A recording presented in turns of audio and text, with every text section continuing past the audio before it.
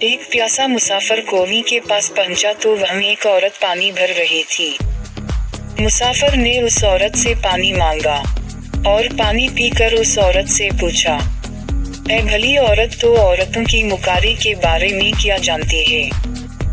عورت نے جیسے ہی یہ سوال سنا تو چیخنا چلانا شروع کر دیا۔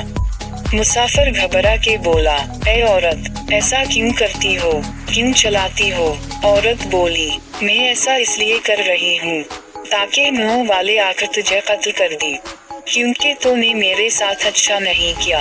مسافر ہاتھ جوڑ کر بولا، مجھے معاف کر دو، تم تو بہت اچھی، نیک اور شریف عورت ہو۔ عورت نے اس کی بات سنی اور جلدی سے پانی کا گھڑا اپنے اوپر انڈیل کرفا وقت کو پانی سے بھگو لیا۔ اتنے میں گاؤں والے آ گئے۔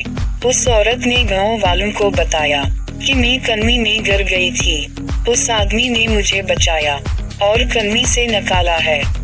یہ سن کر گاؤں والے مجھے اس آدمی کا شکریہ ادا کرنے لگے اور اس کی بہادری کا تذکرہ کرنے لگے۔